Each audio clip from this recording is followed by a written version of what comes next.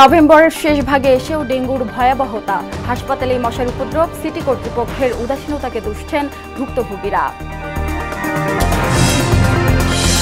সারা দেশের বাজারে উঠছে শীতকালীন সবজি, উৎপাদন থেকে ভোক্তা পর্যায়ে দাম পার্থক্য দ্বিগুণ, নাটোরে রসুন চাষে ঝুঁকছেন কৃষক।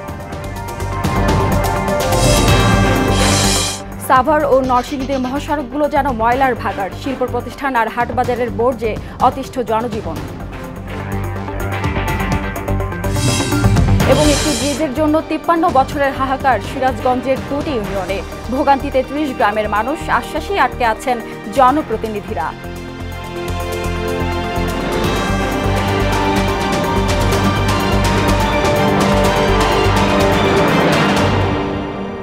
আসসালামু আলাইকুম, সবাইকে বহনা সংবাদে স্বাগত। শুনছিলেন শিরোনাম, সঙ্গে আছি সুরাইয়া শুভ্রা।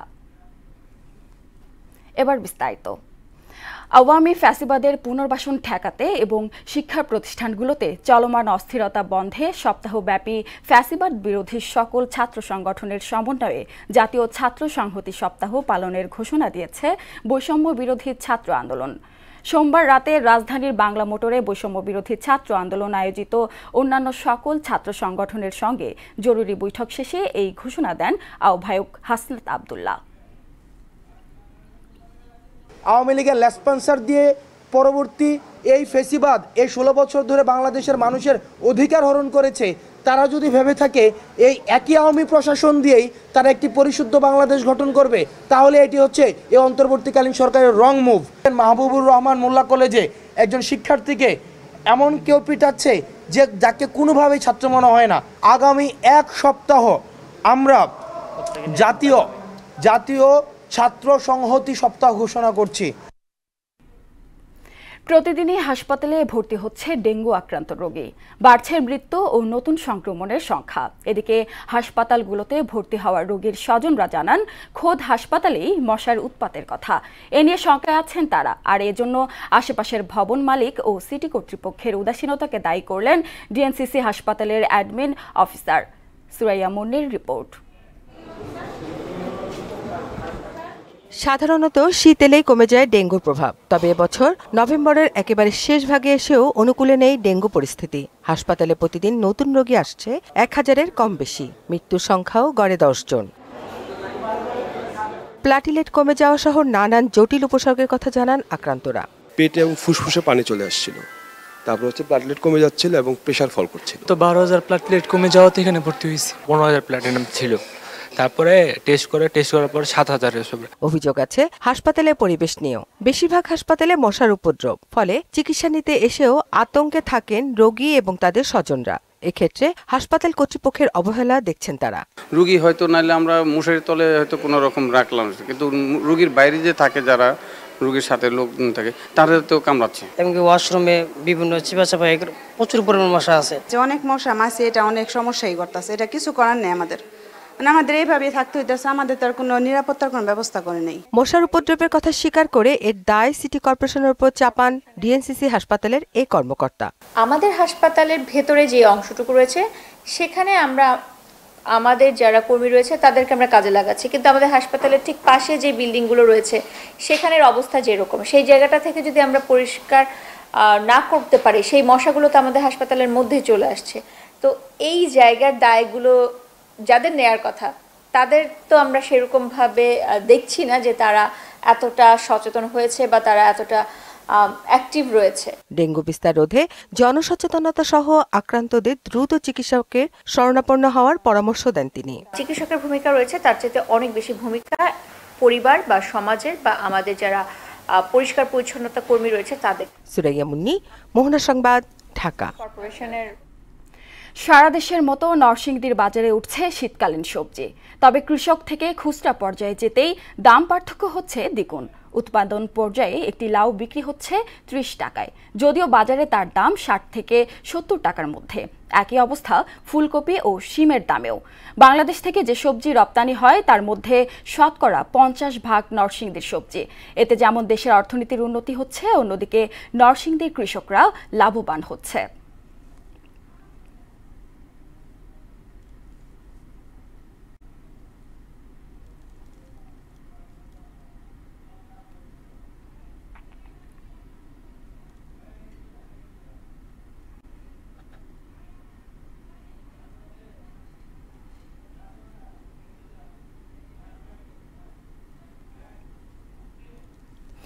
বাজার মূল্য ভালো পেয়ে নাটোরের কৃষকরা ঝুঁকেছেন রসুন আবাদে। অল্প খরচে অধিক ফলন আর বাজার মূল্য বেশি পাওয়ায় ১ বছর লক্ষ্যমাত্রার চেয়ে বাড়বে এ আবাদ। এদিকে এবছর শ্রমিক খরচ ও সার কীটনাশক মূল্য বেশি হওয়াতে অখুশি এখানকার কৃষকরা। মিজানুর রহমানের প্রতিবেদন, জানাচ্ছেন মাহমুদ হোসেন। চলনবিল অধ্যুষিত জেলা নাটোর। জেলাতে গত বছরের তুলনায় এবছর রসুনের আবাদ বেড়েছে ১৯৫ হেক্টর। এবছর রসুনের আবাদের লক্ষ্যমাত্রা নির্ধারণ করা হয়েছে ১৮,২০০ হেক্টর জমি। দেশে চাহিদার ১/৩ রসুন এ জেলাতেই উৎপাদিত হয়ে থাকে। গুরুদাসপুর ও বড়াইগ্রাম উপজেলাতেই এই আবাদ বেশি হয়ে থাকে। বিস্তীর্ণ মাঠগুলোতে যেদিকেই তাকানো যায় সেদিকেই দেখা মিলবে রসুনের কোয়া বোনার দৃশ্য। ভালো দানা ও আকারে বড় হওয়ায় এখানকার রসুনের কদর দেশ জুড়ে। মূল্য বেশি পাওয়ার কারণে আমি এবার 2 বিঘি জমি লাগাচ্ছি। এই বছর 4 বিঘি লাগাইছি, আশা করি যে আগামীতে যেন আমরা আরো সুন্দর একটা দাম পাই। এবছর রসুনের বাজার মূল্য ভালো হওয়ায় রসুন চাষে আগ্রহ বাড়ছে চাষিদের। তবে সার ও কীটনাশকের পাশাপাশি বেড়েছে শ্রমিক মূল্য। ফলে বিঘা প্রতি 40,000 টাকা বাড়তি খরচ গুনতে হচ্ছে কৃষককে। এই বছর শ্রমিক মজুর সবকিছুরই দাম বৃদ্ধি হওয়ায় আমাদের 40,000 টাকা বেশি খরচ হচ্ছে লাগানোর থেকে শুরু করে। আমাদের রসুনের দাম এবছরে খুব ভালো পাইছি। রসুনের খুব বাজার ভালো গেছে এবং 8 থেকে 9,000 টাকা পর্যন্ত আমরা বাজার পাইছি। রসুনে যদি একটু লসও হয় বাঙি তরমুজে আমার লাভ হয়ে যায়। এবছর রসুনের বাজার মূল্য বেশি হওয়ায় রসুনের উৎপাদন লক্ষ্যমাত্রা ছাড়িয়ে যাওয়ার আশা কৃষি বিভাগের। গুরুদাসপুর উপজেলায় এবার ৫,৪২৫ হেক্টর জমিতে রসুন আবাদের লক্ষ্যমাত্রা নির্ধারণ করা হয়েছে। বর্তমানে বাজার মূল্য ভালো থাকায় আমরা আশা করছি এবার গুরুদাসপুরের রসুন আবাদের লক্ষ্যমাত্রা ছাড়িয়ে যাবে। শুধু নাটোর জেলাতে 18,200 হেক্টর জমির রসুনের মূল্য 2,500 কোটি টাকার উপরে। এতে দেশে মশলা জাতীয় ফসলের আমদানি নির্ভরশীলতা অনেকাংশে কমে আসবে। মাহমুদ হোসেন, মোহনা সংবাদ। এ বিষয়ে জানাতে নাটোর থেকে আমাদের সঙ্গে যুক্ত হচ্ছেন সহকর্মী মিজানুর রহমান। মিজান, রসুন চাষ নিয়ে কেমন উৎসাহ উদ্দীপনা দেখছেন কৃষকদের মধ্যে?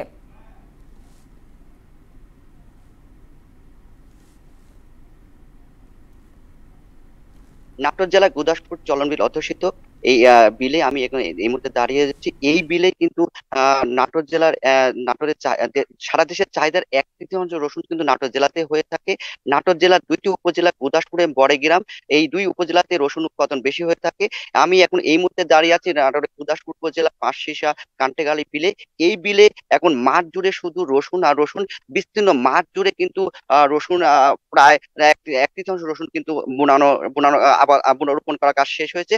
বাকি যে জমিটুকু রয়েছে সেই জমিটুকু তারা কৃষকরা বোনানোর কাজ শেষ করার চেষ্টা করছেন। আমি আপনাকে দেখাচ্ছি যে বিস্তীর্ণ মাঠ জুড়ে শুধু রসুন আর রসুন। এই ইতিমধ্যে বাকি যে 2-1টা জমি রয়েছে সেই জমিতে রসুন রোপণ করার কাজ কৃষকরা শেষ করছেন।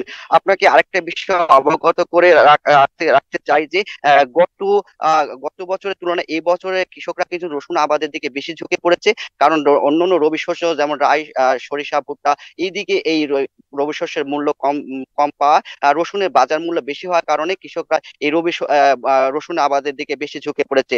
তবে এখানকার কৃষকদের সঙ্গে কথা বলেছি, তারা তবে বলেছেন যে গত বছরের তুলনায় এই বছর এই রসুন আবাদে তার খরচের মাত্রা বেশি হচ্ছে এমনটি জানিয়েছেন। কারণ হিসাবে তারা বলেছেন যে শ্রম মূল্য বেড়েছে, পাশাপাশি বাজারে সার এবং কীটনাশক মূল্য বেশি হওয়ার কারণে তাতে বিঘা প্রতি তার বাড়তি 40,000 টাকা বেশি গুনতে হচ্ছেন।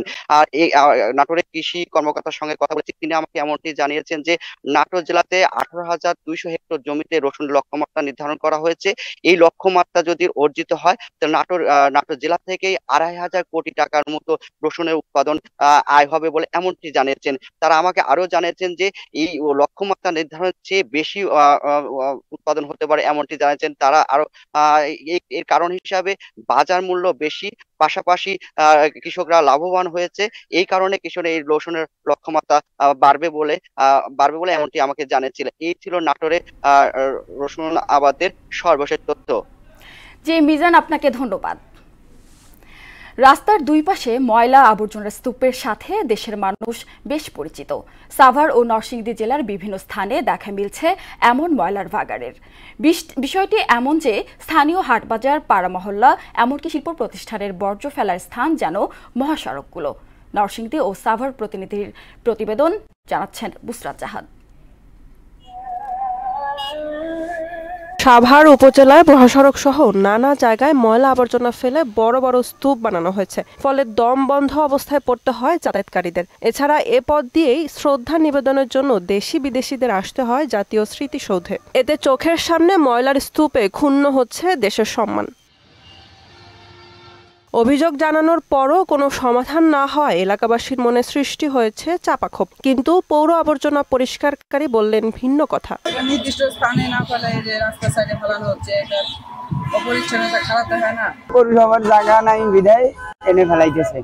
রাস্তার পাশে ময়লা আবর্জনা ফেলার কারণে পরিবেশের ভীষণ ক্ষতি হচ্ছে বলে মনে করেন অনেকেই। পরিবেশের জন্য খুব ভয়ঙ্কর। রাস্তার দুই ধারে এটা গন্ধ, ময়লা, এটা রোগবালাই হয়। সুতরাং এটা নিয়ে আমরা বহুবার মানববন্ধন, বহু চিৎকার করেছি, এটা থাকা ঠিক না। এদিকে নরসিংদী শিবপুর উপজেলার ডিসি রোড ও বাস স্ট্যান্ড যেন এক ময়লার ভাগাড়। এতে পরিবেশ দূষণের পাশাপাশি স্বাস্থ্য ঝুঁকি বাড়ছে স্কুল কলেজের শিক্ষার্থী সহ স্থানীয় বাসিন্দাদের। এই অবস্থায় দ্রুত ময়লা আবর্জনা সরিয়ে এলাকায় স্বাভাবিক পরিবেশ ফিরে আনার দাবি জানিয়েছেন স্থানীয়রা। ময়লার দুর্গন্ধে আমরা এদিক দিয়ে যাইতেও পারি না, আবার আমরা অসুস্থ হইয়া যাই। দুর্গন্ধের কারণে আমরা ক্লাস করতে পারি না নিয়মিত, মানে একটা অসহ্যকর একটা অবস্থার সৃষ্টি হয়, অনেকে অসুস্থ হয়ে পড়ে। এরকম একটা রাস্তার পাশে এরকম নোংরা থাকলে আসলে এটা পরিবেশের জন্য একটা বিশাল হুমকির কারণ বলে। পৌরসভায় ময়লা আবর্জনা ফেলার ডাম্পিং স্টেশন করার মতো জায়গা নেই। জায়গা পাওয়ার সাথে সাথে ময়লা আবর্জনা সরিয়ে নেওয়া হবে বলে জানান উপজেলার নির্বাহী কর্মকর্তা। মাথা বাস স্ট্যান্ড, এখানে আমাদের দুইটা পয়েন্টে একটু অড লোকেশনে আমাদের ময়লা ফেলতে হচ্ছে। আমরা উপযুক্ত কোনো জায়গা এখন পর্যন্ত খুঁজে পাইনি, বা খুঁজে পাই তাহলে হয়তো আমরা এই জায়গাগুলো থেকে ময়লাগুলো আমরা সরিয়ে ফেলবো। বুসরাত জাহান, মোহনা সংবাদ। একটি ব্রিজের অভাবে 53 বছর যাবৎ দুর্ভোগ পোহাতে হচ্ছে সিরাজগঞ্জ সদর উপজেলার বহুলী ও শিয়ালকল ইউনিয়নের প্রায় 30 গ্রামের মানুষ। নদী পারাপারে শিক্ষার্থী, রোগী ও পণ্য পরিবহনে দুর্ভোগ পোহাতে হয়। জনপ্রতিনিধিরা বারবার আশ্বাস দিলেও নির্মাণ হয়নি ব্রিজটি। এ অবস্থায় জনদুর্ভোগ লাঘবে দ্রুত ব্রিজ নির্মাণের দাবি জানিয়েছেন এলাকাবাসী। সোহেল রানার প্রতিবেদন, জানাচ্ছেন আফরিন পপি। সিরাজগঞ্জ সদর উপজেলার শিয়ালকোল ও বহুল ইউনিয়নের সীমান্ত দিয়ে প্রবাহিত ইছামতি নদীতে পারাপারের একমাত্র পয়েন্ট সরাইচণ্ডী ঘাট। এতে 2 ইউনিয়নের 30 গ্রামের মানুষ দুর্ভোগ পোহাচ্ছে 53 বছর।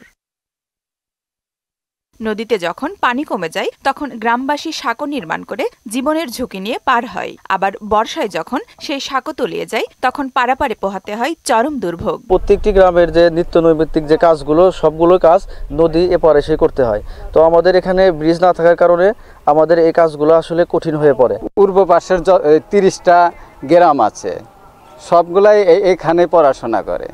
এই ছাত্রদের যাতায়াত সমস্যা। যখন বন্যার সিজন আসে তখন এখানে ভরপুর পানি থাকে, অনেক সময় নৌকাও থাকে না, ছাকও ভেঙে পড়ে যায়। এই ব্রিজটা না থাকার কারণে অনেক সমস্যা। ব্রিজ হলে আমাদের প্রথম হচ্ছে আমাদের যোগাযোগ ব্যবস্থা উন্নত হবে। আমরা চাই সরকার যেন দ্রুত এই ব্রিজটা করে দেয়। সরকারের কাছে আমাদের দাবি অতি দ্রুত যেন ব্রিজটা করে দেয়।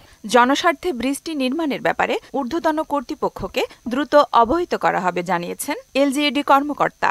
কর্তৃপক্ষ বরাবর হয়তো আবেদনের প্রেক্ষিতে ও জনগণের চাহিদার প্রেক্ষিতে আমরা ফরওয়ার্ড করতে পারি কর্তৃপক্ষ বরাবর।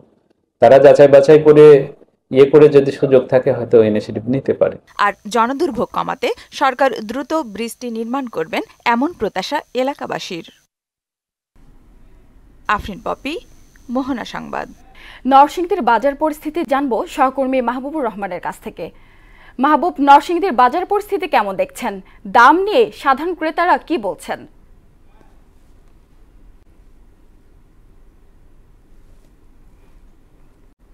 দেশের অন্যতম বড় সবজি উৎপাদন এলাকা হচ্ছে নরসিংদী।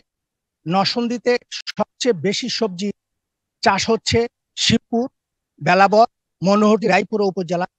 আমি এখন দাঁড়িয়ে আছি শিবপুর পাইকারি বাজারে, সবজির পাইকারি বাজারে।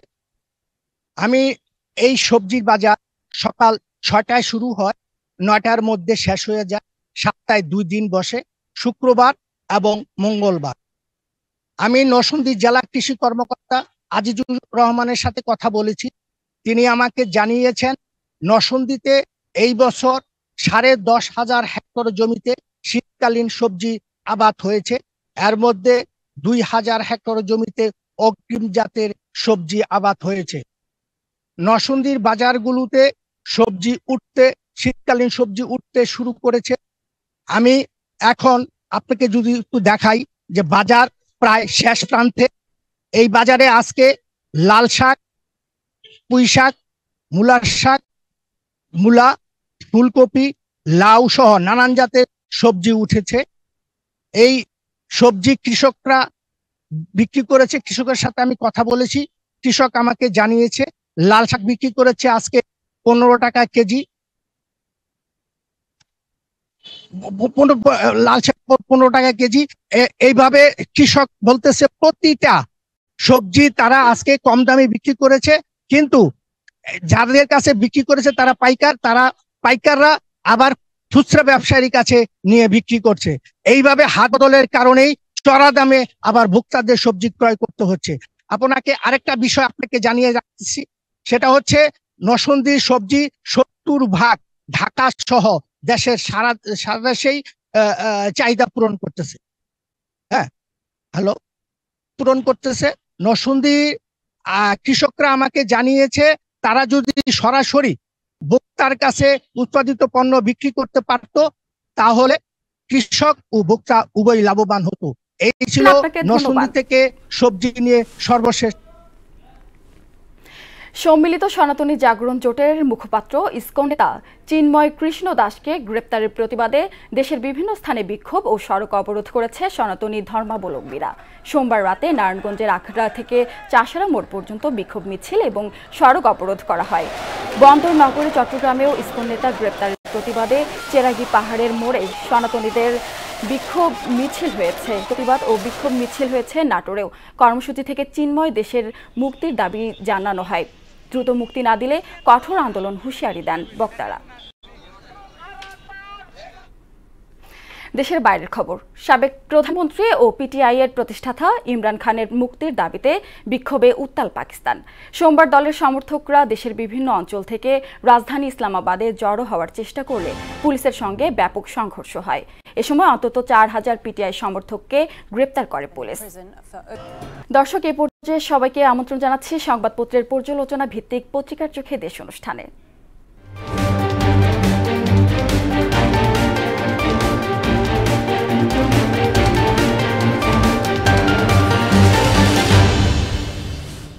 দর্শক, অনুষ্ঠানের আজকের অতিথি মোহনা টেলিভিশনের যুগ্ম বার্তা সম্পাদক নাসির উদ্দিন। নাসির, আপনাকে স্টুডিওতে স্বাগত। প্রথমে আমরা দেখে নিব দেশের শীর্ষ দৈনিকগুলোর প্রথম শিরোনামগুলো। প্রথম আলো আজকে শিরোনাম করেছে পরিকল্পিত অস্থিরতা সৃষ্টির চেষ্টা চলছে। সংবাদপত্র অফিসে ভাঙচুর, পত্রিকা বন্ধে চাপ সহ্য করা হবে না। তথ্য উপদেষ্টা নাহিদ ইসলাম। কলেজে হামলা, ভাঙচুর, সংঘর্ষ। দৈনিক ইত্তেফাক। চলমান প্রকল্পগুলো দুর্নীতিমুক্তভাবে দ্রুত বাস্তবায়ন করতে হবে। সংস্কার ও নির্বাচন নিয়ে জনমনে বিভ্রান্তির অপচেষ্টা চলছে। তারেক রহমান। গুমেরও বিচার হবে আন্তর্জাতিক অপরাধ ট্রাইব্যুনাল। আইনের সংশোধনী অধ্যাদেশ জারি। সমকাল। আন্দোলন সংঘাতে ত্যক্ত বিরক্ত সবাই। ঘোষণা দিয়ে নৈরাজ্য ঠেকানো যাচ্ছে না তবুও। রক্তারক্তিতে জড়ালো 3 কলেজের শিক্ষার্থীরা। বাংলাদেশ প্রতিদিন। চলছে চতুর্থমুখী ষড়যন্ত্র। ঘোষণা দিয়ে বেপরোয়া তাণ্ডব। দুদক গঠনে শতাধিক নাম সার্চ কমিটিতে। যুগান্তর।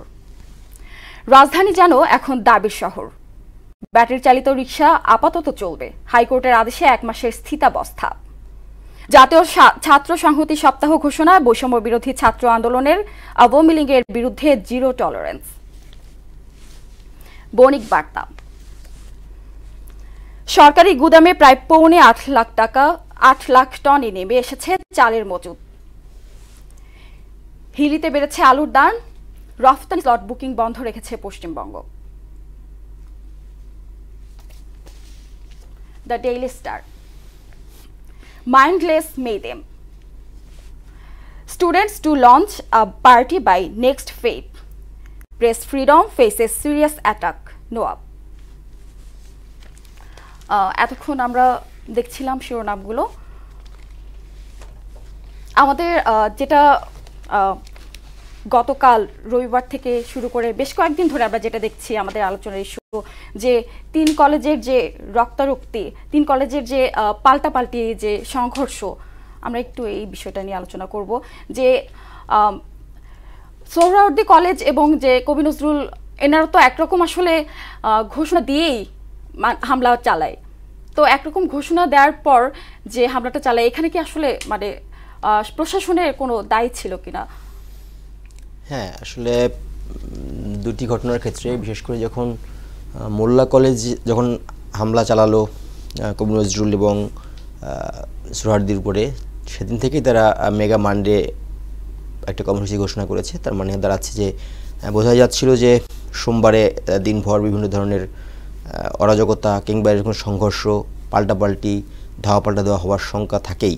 সেইটা চিন্তা করলে প্রশাসনের অবশ্যই উচিত ছিল বিষয়টাকে আমলে নেওয়া, যেহেতু রোববারে যে ঘটনাটা ঘটলো এরপরে খুব সহজেই বোঝাই যায় আসলে যে সোমবারে এই ধরনের ঘটনা ঘটার শঙ্কা আছে। এ ধরনের চিন্তা থেকে অবশ্যই পুলিশের কিংবা আমরা এখন জানি যে সেনাবাহিনীও মাঠে থাকে, তারাও বিভিন্ন সংকটে কিংবা এই ধরনের সহিংসতা আন্দোলনের সময় তারা মাঠে গিয়ে সেটি শেষ না করা পর্যন্ত আসলে পরিস্থিতি নিয়ন্ত্রণে আসছে না। পুলিশের দ্বারা এই মুহূর্তে দেশের কোনো ধরনের যে সংকট যেগুলো হয়, সংকট বলতে আমি বড় সংকট না, এই ধরনের আন্দোলন যে কর্মসূচিগুলো দেওয়া হয় সেগুলো আসলে পুলিশ একার পক্ষে, আমি গত কয়েকদিনের যে ঘটনা প্রবাহ তাতে মনে হয়নি পুলিশ একার পক্ষে এই ঘটনাগুলোকে সামলানো সম্ভব। অবশ্যই প্রত্যেকটা ঘটনার ক্ষেত্রেই, বেশিরভাগ ঘটনার ক্ষেত্রে দেখেছি সেনাবাহিনীকে গিয়ে মাঠে নামতে হয় এবং তাদেরকে হস্তক্ষেপ না করা পর্যন্ত এই ঘটনাগুলো আসলে শুরু হয় না। সেই বিবেচনায় রাখলেই আগে থেকেই তাদের প্রস্তুতি নেওয়া উচিত ছিল এবং সেই প্রস্তুতি না নেওয়ার কারণে যে ঘটনা ঘটেছে সেটা তো দেখছেন, রক্তারক্তি এবং আহতরা মৃত্যুবরণের দিকে, যেটা কালকে একটা গুজব ছিল সারা দিনভরই যে বেশ কয়েকজন মারাও গিয়েছে, তবে সেটা এখনও পর্যন্ত গুজব, কারণ এটি কনফার্ম হওয়ার মতো কোনো সুযোগ নেই। সেই হিসাব করলে এই ধরনের রক্তারক্তি এড়ানো যেত যদি আপনি পুলিশের কথা বলছেন কিংবা সেনাবাহিনীর, আমরা দেখছিলাম যে তারা মাঠে থাকে, তাদের অবস্থান, সেনাবাহিনী আসলে তখনই যায় যখন তাদেরকে ডাকা হয় বা কল করা হয়, কিন্তু এই ধরনের পূর্ব ঘোষণা দিয়ে এক ধরনের সহিংসতার চিন্তা বা কিংবা নৈরাজ্যের চিন্তার ক্ষেত্রে পুলিশকেই সতর্ক থাকতে হয় যে তারা অবস্থান নিয়ে তারা যেন কেউ জড়ো হতে না পারে, জড়ো হওয়া ঠেকানো যেত এবং সেইটাই উচিত ছিল। কারণ যে ঘটনা ঘটছে গত 2 থেকে 3 দিন রাজধানীতে, সারা দেশ তো বলা যায় রাজধানীতে, এটা আসলে এক্সট্রিম লেভেলের মানুষের জন্য ত্যক্ত বিরক্ত। এই যে একটা হেডলাইন দেখছি আমি, সমকালে আন্দোলন সংঘাতে ত্যক্ত বিরক্ত সবাই, সত্যিই তাই। কারণ রিক্সা চালকদের আমরা দেখেছি আন্দোলন, তখন রাস্তাঘাট বন্ধ হয়ে যাওয়া, যাত্রাবাড়ির এই ঘটনায় যদিও সেটা একটি কলেজ কেন্দ্রে, কিন্তু তারপরেও তো সেই এলাকায় ঘিরে এক ধরনের প্রতিবন্ধকতার সৃষ্টি হয়। সেই প্রতিবন্ধকতার কারণে পুরো রাজধানীবাসী তো অবশ্যই এর সাথে কোনো না কোনোভাবে মানুষের জীবন জীবিকা, চলার পথ, অফিস আদালত সব কিছুই বিঘ্নিত হচ্ছে। এটা খুবই মানুষের জন্য এক ধরনের ত্যক্ত বিরক্ত কিংবা অ্যালার্মিং সিচুয়েশন। তারা তো আসলে মানে যেরকম ঘোষণা দিয়ে আসলে পাল্টা হামলাটা চালাবে, এটা তো আসলে সবাই জানতো। তো এটা জানার পরও সেখানে প্রত্যক্ষদর্শীরা যেটা জানিয়েছে যে সেখানে পুলিশ মানে আইনশৃঙ্খলা রক্ষাকারী বাহিনী তারা এমন কোনো পদক্ষেপই নেয়নি যে তাদের দমানো চায় শিক্ষার্থীদের। সেটা দেখছি আমরা আসলে আইনশৃঙ্খলা বাহিনীর জন্য এক ধরনের সিচুয়েশন। এটা আমার কাছে কি মনে হয়, দেখুন আইনশৃঙ্খলা বাহিনীও এক ধরনের নির্দেশের ভিত্তিতে চলে। আসলে আইনশৃঙ্খলা বাহিনীকে একটা পরিস্থিতি মোকাবেলার জন্য 2টি ওয়ে আছে, আসলে ধৈর্য ধরা একটা ওয়ে কিংবা দ্রুত অ্যাকশনে যাওয়া একটা ওয়ে। সরকার যেটা বলছে যে যদি পুলিশ দ্রুত অ্যাকশনে যেত তাহলে রক্তারক্তি আরও বাড়তো, সেটাও এক ধরনের সিচুয়েশন। কারণ যে ধরনের আন্দোলনের প্রেক্ষাপটে আজকে অন্তর্বর্তী সরকার, সেই অন্তর্বর্তী সরকার যে কোনো আন্দোলন দমনের ক্ষেত্রে যদি খুব বেশি এগ্রেসিভ হয়, সেক্ষেত্রে পুলিশকে তো এক ধরনের নির্দেশনা থাকে সরকারের পক্ষ থেকে যে আমরা চাই আন্দোলনটা দ্রুত সময়ের ভিতরে শেষ হয়ে যাক, আন্দোলনকে এইভাবে নিয়ন্ত্রণ করতে হবে। পুলিশ কী ধরনের নির্দেশনা পাচ্ছে, পুলিশ সেটা কীভাবে বাস্তবায়ন করছে, পুলিশেরও এক ধরনের ট্রমা আছে। আপনারা জানেন যে আন্দোলনের সময়, বৈষম্য বিরোধী ছাত্র আন্দোলনের সময় 5 আগস্ট, জুলাই আগস্টের সময় যে আন্দোলনের সময় পুলিশের যে ভূমিকা, সেটা প্রশ্নবিদ্ধ ভূমিকা, সেই ঘটনার পরে পুলিশ এখন ট্রমার ভিতরে আছে। তারা কি করবে, what to do, what not to do, এটা আসলে বুঝতে গিয়েও তাদের হয়তো সময় লাগছে। এইসব কারণে হয়তো এই ধরনের আন্দোলন মোকাবেলা করে কিন্তু পুলিশ আগে থেকে অনেক অভ্যস্ত, কিন্তু এই মুহূর্তে এসে পুলিশ কিছুটা নীরব ভূমিকায় পালন করছে এবং সেনাবাহিনী ছাড়া বড় ধরনের মুভমেন্টও যাচ্ছে না। এটা অবশ্যই পুলিশের ক্ষেত্রে হয়তো কমিউনিকেশন, সরকার টু পুলিশ কমিউনিকেশনের সমস্যা হতে পারে।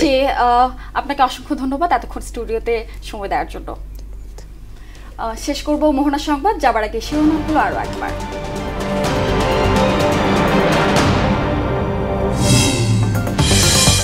নভেম্বরের শেষ ভাগে এসেও ডেঙ্গুর ভয়াবহতা, হাসপাতালেই মশার উপদ্রব, সিটি কর্তৃপক্ষের উদাসীনতাকে দুষছেন ভুক্তভোগীরা। সারা দেশের বাজারে উঠছে শীতকালীন সবজি, উৎপাদন থেকে ভোক্তা পর্যায়ে দাম পার্থক্য দ্বিগুণ, নাটোরে রসুন চাষে ঝুঁকছেন কৃষক। সাভার ও নরসিংদীর মহাসড়কগুলো যেন ময়লার ভাগাড়, শিল্প প্রতিষ্ঠান আর হাটবাজারের বর্জ্যে অতিষ্ঠ জনজীবন।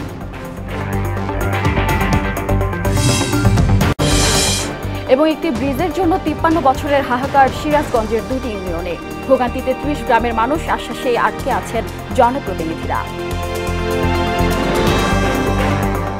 এ ছিল মোহনা সংবাদে। পরবর্তী সংবাদ দুপুর 1টায়, এর আগে সংবাদ এক নজরে দেখবেন দুপুর 12টায়। মোহনার সবশেষ খবর জানতে ভিজিট করুন www.mohana.tv।